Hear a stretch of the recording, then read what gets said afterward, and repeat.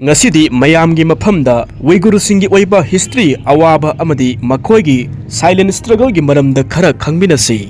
Uighur hairiba asi Muslim community amakhakni. Makhoi asi China gi nongsup thangba mafamda Xinjiang kauba region asida century kaya ama culture trade amadi conflict kaya ama tawduna lakli.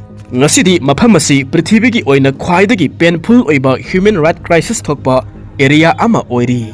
Madudi ngasigi video asida Uighur Muslim singasi full story adu puraga laksari.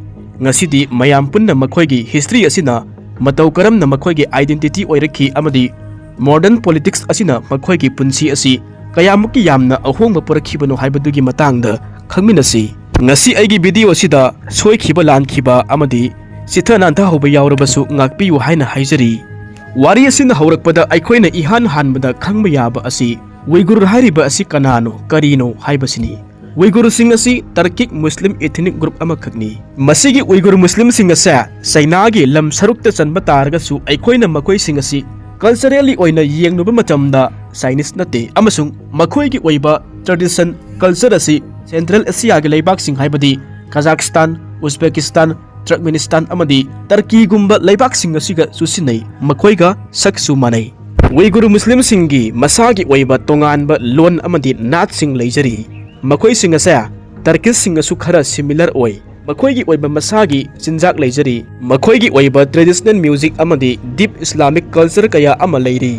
Aduga Makhoi asi anganba matamda Silk Road ta trader ama oirambagi sauthuksaba history kaya amasu lei. Sahi lising kaya ama sahi lisang sitna Uighur Muslim singasi hana East Turkestan haina kauba amadi haujikna China gi Xinjiang haina khangnaba mafam asida hundaraga leirakli. Uighur singna haujik leiriba China gi Xinjiang hairiba mafam asi aikhoina historical background ama oina yengbada ancient haibadi anganba matamda masigi region asi Silk Road ki saruk ama oiduna China ga Europe ka lambi asi phauna halami haibagi wari su lei. Uighur singasi ayamana trader scholar amadi lawmi sing oirami. Middle age matam asi yaurakpada sahi sa kaya ama maning makha tamba kanagi su mikha pondaba ningthau panba leibak ama oina haina humna leiramba Uighur singasi atopana control tawki. 1884 da King Empire na control tawki. China gi King Dynasty na control tawsinduna Uighur sibu Xinjiang haina officially oina maming thonki. Masigi arthadi New Frontier haibani. Sahi kaya gi matungda modern time haibadi 1933 da Uighur gi leaders amadi local group kaya ama singna punsinduna Makhoi gi oiba masagi oiba country ama semnaba kanna hotnaramki. Makhoina tongan ba sahi kaya amada republic nation ama semnaba kanna hotnaki.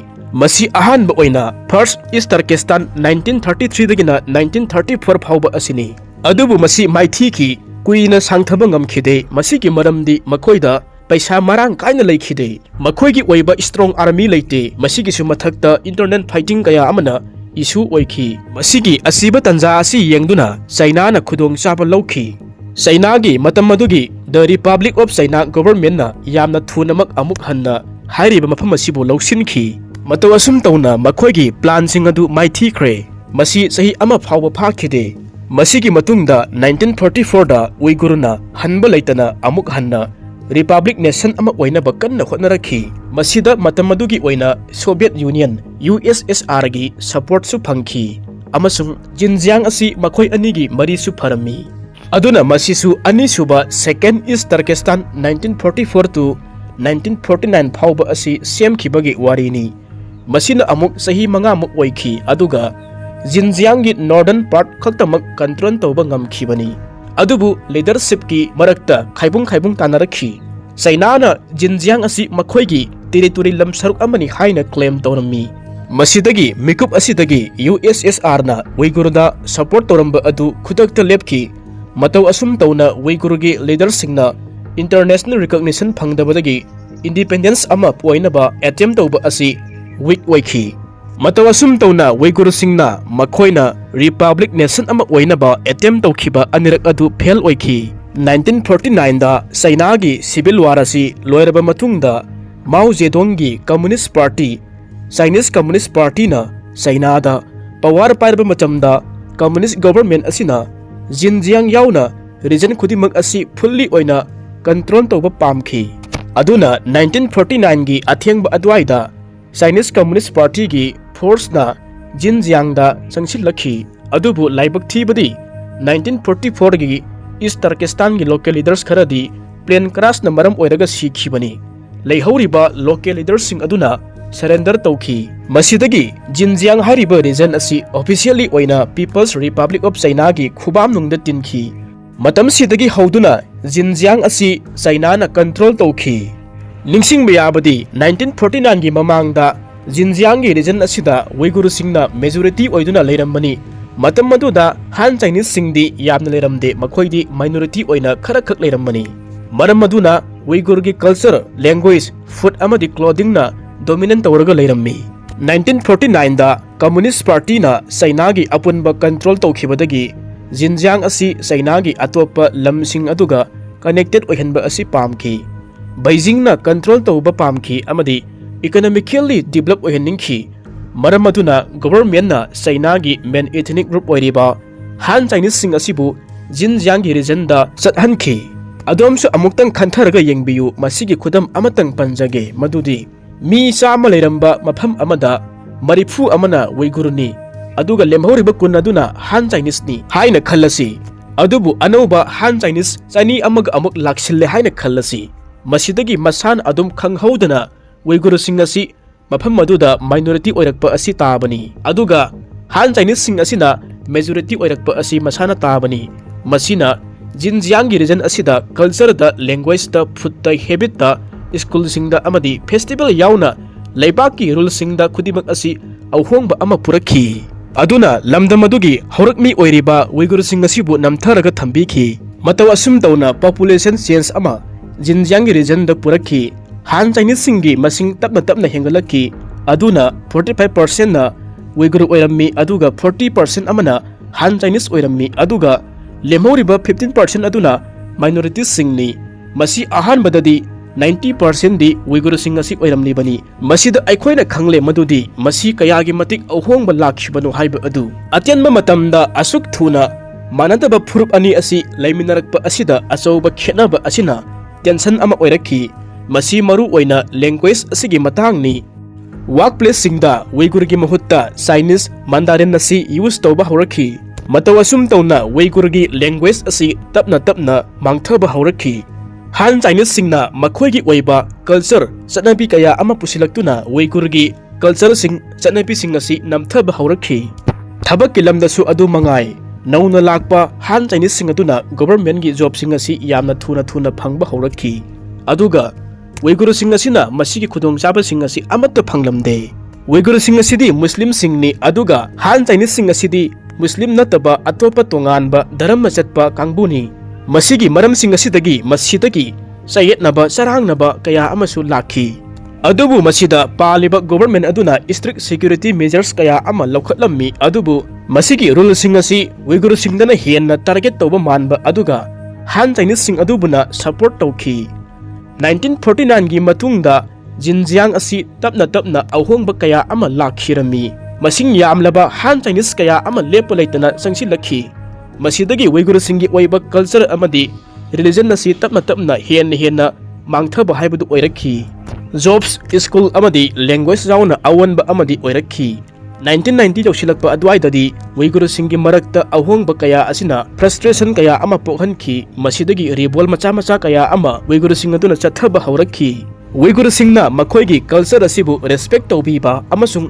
Makhoi gi freedom asi phanganba asi pami aduna apikpa group kaya amana Chinese ki rule asigi mayokta protest tawba lan tawba haurakhi masi ayamana local class ngaktani masina hekta asoba lanjau ama oirakpadi natte Uighur gi praja sing asina lambi lamjau da thoktuna yaningdaba piendaba kaya ama phungdokpa hauki Makhoina hak kaya ama demand tawki Makhoibu religious freedom amadi fair job opportunity sing asi amuktang phanghanbiu amasung education gi lamda right kaya ama binaba peace oiba mawongda protest kaya ama tawki adubu masi karigumba kanda police amasung protest tawriba kangbu sing adugi marakta class thokpasu yawi yamna pikpa missing yamdaba Uighur gi population kharana government gi mayokta violence kaya ama sizinaki haibadi bombing gumba attacks gumba masigi group asina claim tawki Makhoi asi East Turkestan gi maning makha tambagi damakta fight tawribani haina masinasu karigumba kanda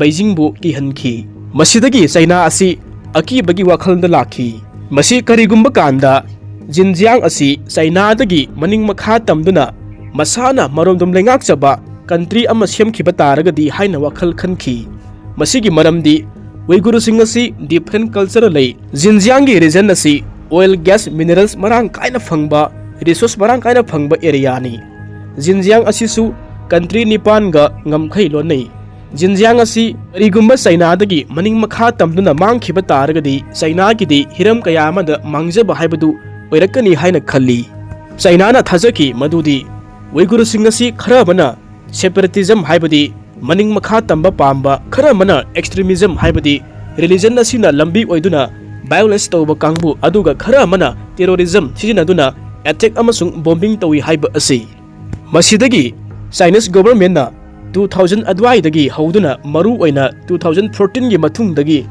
China na control tawbagi sang asi hengalaki police kaya ama thajinki checkpoint sing asi thamba horaki mocks ta ayamba control hena tawraki phone kaya ama check tawki Uighur gi praja sing asi monitor tawbagi sang asi helaki China na masi tawriba asi terrorism asi thingna bagi damaktani maning makha tambagi makhoi gi movement asi thingduna region asi secure ena laina bani hairi adubu Uighur singnadi makhoi gi privacy asi laitaba amagumna khanki makhoi gi dharma adubu restricted tawba manba mawong amada lakpa amadi makhoi gi culture asibu mangtharakpagi mawong amada lakpa aduga makhoi asi matam pumnamakta suspicious oina khanbiba asigumba kaya ama khanba horakhi masina makhoi masen gi marakta henna tension lasi wangkhalakpagi sang asi oirakhi 2014 dagina 2017 phawbagi manungda tongan ba violent oiba thaudok kaya marum China da thoki laibak thibadi Beijing na madu pumba adu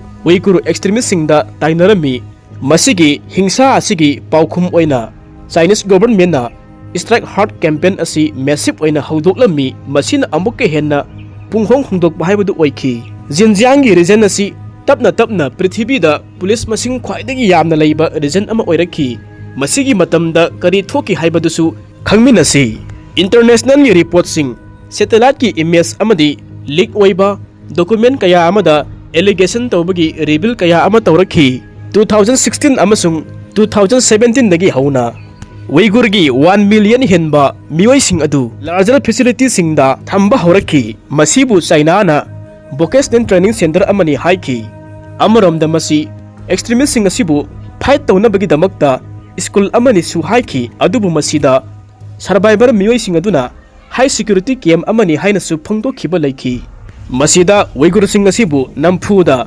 Chinese Mandarin asibu haina bagi damakta hotna halli masagi Islam dharma asi thadoknaba phongdokhi haiki prayer tawbagi damakta su punishment piki hai lepa leitana surveillance tawki amasung freedom of movement asi phawba piki de haina phongdokpa laiki phajillaga thambi khiba kaya ama makhoi sing asi karamba numitta karamba matamda thadok pigani haiba phawba asi khangmangam khide hairi aduna Uighur singi cultural gi amasung dharmagi oiba thabak thoram kaya amada athingba kaya amasu thamlamki masidagi hendoktuna makoi khakpa Uighur sing asibu lalhobani haina singnaba thamki laibak thibadi makhoina hijab setpa phawba asi monitor tawki ramdan gi matamda chara henba asi phawba discourage tawbiki mocks ki attendance track tawki amasung traditional gi oiba music amasung mi punduna watanaba meeting tawba sumna khaktangi gathering tawba phawba asi athingba thamki masidagi hena tamthiba ama hairagadi nauna poklakpa angang singda phawba muslim gi maming asi thonba phawba ben tawki masina takpadi China na Xinjiang gi Uighur sing asigi culture ama nauna onthokpa asi pamki haibani adubu ka henba thamoi sokpa wari ama haiba taragadi imung amagi parents sing adu KM da punna thambiki aduga makhoigi angang sing adubuna state run boarding school singda thamduna mamaga mapaga phawba unaba asi limited oihanki phanghankhide masina pikliba angang sing amadi upai leitraba parents singi thamoida asuki mati kaikhi amadi emotional oiba polum kaya ama puki asumna mama mapa amadi masa singi marakta mari asi tatki sena khaina hanki masina su amaromda generation sing aduda makhoi gi original culture gi connection adu manghanki. Xinjiang asi high-tech police ki asoba makol ama oirakpana area khudimakta camera thamki. Police ki checkpoint kaya ama sagalakhi. Face recognition system aduga phone sing adu check tauki. Biometric data sing adu collection tauki amasung tribal gi restriction thamduna mafam amatada sathokhankhide. Malemda leiriba mioi singi marakta amadi crime tawduna tamthiraba jail da phawba asigumba kupna senade. Aduga report kharada Uighur singasi China da leiriba factories kaya amada thabak suhannaba namduna puki hairi. Makhoi singasibu lasing puthokpagi factory da textile da electronic factory amadi footwear gi factory singda thabak suhanki hairi. Adubu khudimak asigi report asi China na yakhide amasung accept tawkhide. Adubu global brand sing aduna Makhoi gi supply gi chain sing adu check tawna bahaina pressure pirakhi. Matawasum tawna hauzik oiriba Uighur singi situation nasi prithibigi miyam khudimakna khanglakpadagi international gi oiba issue ama oirakhi. Masibu UNO na deeply oina concerning oi amasung investigation tawnaba haina khangalakhi. Masidagi USA amadi Europe ki laibak kaya amana sanction kaya ama impose tawki. Xinjiang da forced labor kaya ama sizinaduna saba product sing adu thingki. Aduga China gi action asibu genocide amani haina khanghanki. Adubu yamna ngakpa amana ngasi phawbada leiriba asigi matang asida prithibigi major Muslim countries sing aduna tuminna leisinduna wa ama phawba ngangthoktaba asini. Masigi maramdi countries sing asi China ga big economic partner ama oibana Beijing asibu criticize tawba asi pamkhide. Masigi khudongchaba asi lauraga China na mangonda thangalakpa allegation pumba asi reject tawduna haiki madudi game sing adu sumna khaktangi training gi game amani. Aduga China na pangthokliba tawriba thabak khudimak asi extremist sing asigi mayoktani. Uighur gi miyam singi natte masi terrorism masibu muthatnabagi damaktani ngakthoknabagi damaktani haina phongdokhi. Aduna Xinjiang gi punsi asi stable oire nungaire santi phangle haina phawba malemda China na khanghanki. Adubu Uighur singda Otpi Neibiba tawriba asi hauzik phawbagi oina chathari amadi Uighur gi people singda chathariba thawong adugi China haujiksu leiri. Masigi maru oiba impacti Makhoi gi cultural amadi emotional dani. Emotionally oina Makhoi gi family sing asi broken family gi thakte hingali. Angang sing asibu parents sing amata yaudana Makhoi gi boarding gi school singda leihanduna mama gi mapa gi minungsi ama phawba phangandri thadatli. Ahal laman kaya amana takpi tambigidaba culture gi nat ki oiba chatnabi sing asi punna manghalli. Normal gi oiba punsi amada hingba phawbada akibana pik thalli. Masidagi Uighur singi chatnabi sing asi asum malemdagi lapthokpa mangkhiba haibadu oire.